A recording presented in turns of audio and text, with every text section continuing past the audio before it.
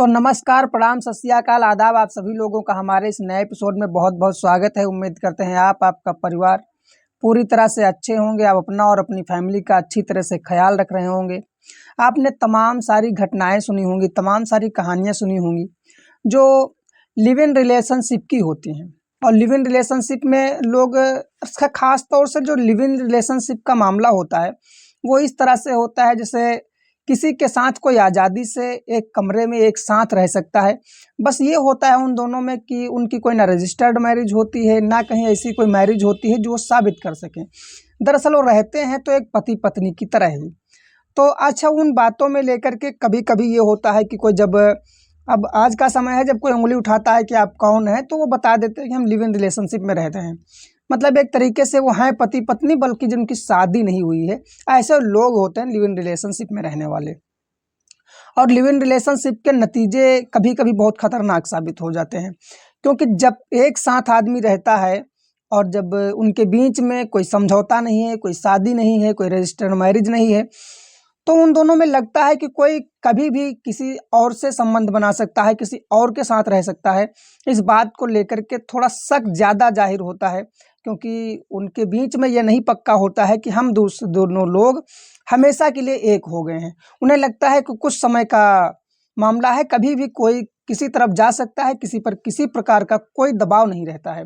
अब खास तौर से इसमें जब इन सब चीज़ों का आदमी के अंदर वहम होता है, भ्रम होता है कि कोई कभी भी कहीं जा सकता है, तो उसे तमाम प्रकार के कभी कभी शक हो जाते हैं। और उस शक में कोई ना कोई ऐसा हादसा हो जाता है जो बहुत ही क्राइम का मुख्य आधार बन जाता है। इसी प्रकार से इन रिलेशनशिप में, जो लिव इन रिलेशनशिप हैं, इनमें कई प्रकार से हादसे होते रहते हैं और कई प्रकार की घटनाएं सामने आती रहती हैं। तो आज की जो घटना है उसे मैं आपको विधिवत सुनाऊंगा, क्योंकि इस घटना में कुछ इसी प्रकार से हुआ है जो आपको हैरान कर देगा कि बहुत छोटी बातों पर भी क्राइम हो जाते हैं, मर्डर हो जाते हैं, हत्याएं हो जाती हैं, जो एक दूसरे को सोचने समझने का मौका मिलता है, पर वो सोचता और समझता नहीं है और किसी भी बड़ी घटना को अंजाम दे देता है। ये 27 जून 2025 को पानीपत का एक कॉलोनी है, पानीपत के अंदर जो गंगाराम कॉलोनी के नाम से जानी जाती है, वहाँ से पुलिस स्टेशन को सुबह 10:30 के आसपास, मतलब पुलिस जो टीम है, जो वहाँ थाने के लोग हैं, पहुँचे थे, अपनी तैयारी में लगे थे और आज का क्या काम है ये सब देखना था। तब तक एक फ़ोन आया और फ़ोन पर एक बुजुर्ग की आवाज़ सुनाई पड़ी और उस आवाज़ से जाहिर हो रहा था कि कोई अधेड़ उम्र का व्यक्ति है जिसने थाने में फ़ोन किया है। तो उन्होंने बात करने के बाद में ये पता लगा कि उस गंगाराम कॉलोनी में एक लाश है जो एक कमरे में है। और जब ये सूचना मिली पुलिस को तो पुलिस मौके पर पहुंची। पहुंचने के बाद में निरीक्षण किया तो पता लगाया गया, तो पता ये लगा कि मारने वाला कौन है इसको किसी ने देखा ही नहीं है। तो अब आसपास में पुलिस छानबीन करती है, पता लगाती है, तो लोग बताते हैं कि इसके साथ में एक लड़का है जिसका नाम महेंद्र होता है और वो इसके साथ ही रहता था। लेकिन आज रात से वो लड़का नहीं दिखाई पड़ा है। रात में तो वो आया था यहाँ पर कमरे पर, लेकिन वो इस समय नहीं है। तो पुलिस अब उन सब के बारे में छानबीन करती है, कौन कहाँ का है, कैसे आया और कैसे रह रहे थे। तो पता ये लगा कि जो लड़की है इसका नाम उषा होता है, जिसका मर्डर हुआ, जिसकी हत्या हुई, इस लड़की का नाम उषा है और उसकी उम्र 30 साल के आसपास है। और ये उत्तर प्रदेश का जिला है।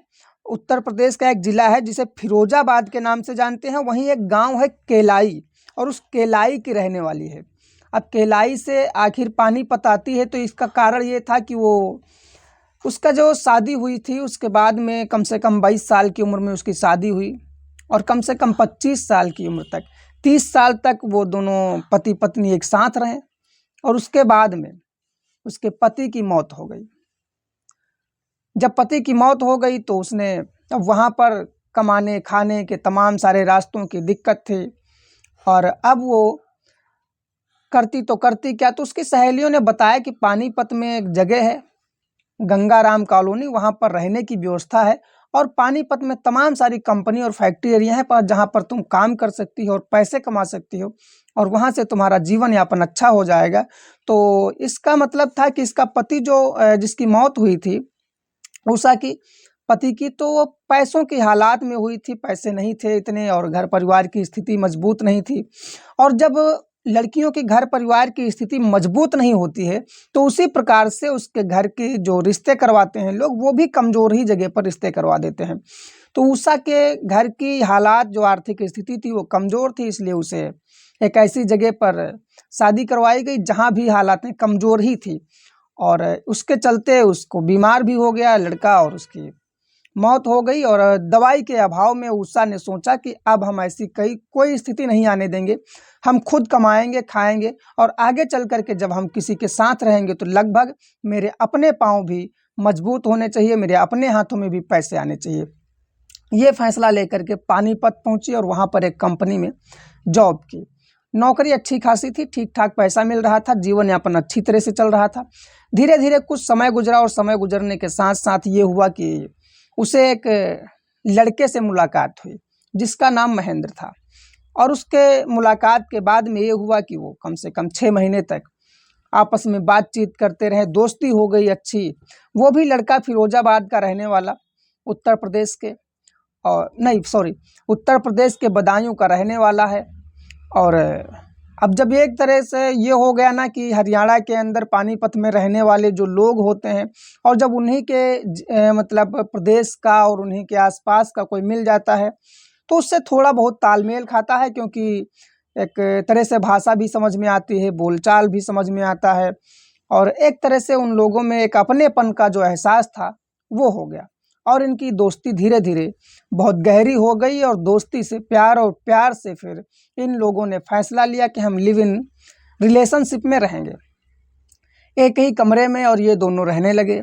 अब अच्छी तरह से इन दोनों का जो सेटलमेंट था, पति को पत्नी और पत्नी को पति, ये आपस में सुखभोग पूरी तरह से चलता रहा। सालों साल ये रिश्ता कायम रहा, अच्छी तरह से चला। लेकिन कम से कम 1 साल के बाद में इन दोनों के बीच में थोड़े थोड़े लड़ाई झगड़े होने लगे। लड़ाई झगड़े कम से कम 3, 4, 5 महीने तक चलते रहे और महेंद्र और जो उषा दोनों लोग कहीं ना कहीं निपटाते रहे। लेकिन एक समय आया जब 24 जून 2025 का, तब ये हुआ कि महेंद्र ने इस लड़की का कत्ल कर दिया। यानी जो उषा है उसी के घर पर कुछ थोड़ी बहसबाजी हुई और बहसबाजी में ये हुआ कि इसने उस उषा का एक धारदार चाकू से गला रेत करके हत्या कर दी। जब गला रेत करके हत्या की तो अब ये था कि लाश ले जाए तो ले जाए कहाँ, तो उसने उसी कमरे में लाश बेड के अंदर छिपा दी और छिपाने के बाद उसने कमरे में ताला डाला और सुबह के 4 बजे वहाँ से निकल गया। अब 4 बजे जब निकल गया तो आसपास के लोगों ने देखा कि यहाँ इस कमरे में कोई है नहीं, हो सकता है चले गए हों। सभी को लगा कि शायद अब चले गए हैं, कोई यहाँ पर है नहीं। लेकिन 24 के बाद 25 गुजरी, 26 गुजरी और 27 आ गई, लेकिन वो जो दरवाज़ा है वो उसका जो ताला है वो अभी तक नहीं खुला। किसी ने उस दरवाजे को नहीं खोला, किसी ने उस ताले को नहीं खोला। लोगों की नज़र बनी है कि इसमें 2 लोग रहते थे और अचानक छोड़ करके चले गए और कोई है भी नहीं। और 27 तारीख को जब वहाँ पर उसके गेट के सामने धूप का मौसम है और धूप आती है थोड़ी, तो गेट के सामने लोग धूप सेंक रहे थे।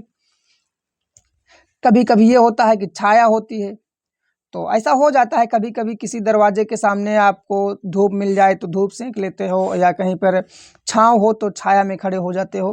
तो इस प्रकार से उस समय जो गर्मी का मौसम, तो वो वहाँ पर थोड़ी छाया थी और ठंडी हवा मिल रही थी। तो वहाँ पर लोगों ने 1-2 लोग वहाँ पर आकर के खड़े हुए और वहाँ पर बैठे आराम से, वहाँ पर ठंडी हवा मिल रही थी। तो उन्होंने मतलब महसूस किया कि उस कमरे से कुछ बदबू सी आ रही थी। अब बदबू सी आ रही थी तो लोगों ने थोड़ा और गौर किया। जब और गौर किया तो उन्हें लगा कि इसी कमरे से आ रही है। जब उस कमरे से महसूस हुआ तो ये हुआ कि यार 2 दिन से दरवाज़ा भी नहीं खुला है। और जब उन लोगों ने दरवाजे की तरफ गौर से देखा और ताले की तरफ देखा तो पता लगा कि ताले पर खून के भी निशान थे। जो दरवाज़ा बंद किया था जिसने, उसके हाथों में शायद खून लगा था, जिसकी वजह से खून के निशान थे। अब मकान मालिक को खबर दी गई कि तुम्हारे जो है दरवाज़ा है ये खुला भी नहीं है और ताले पर खून के भी निशान हैं। आखिर मामला हो सकता है तो क्या हो सकता है, और यहाँ से बदबू भी आ रही है।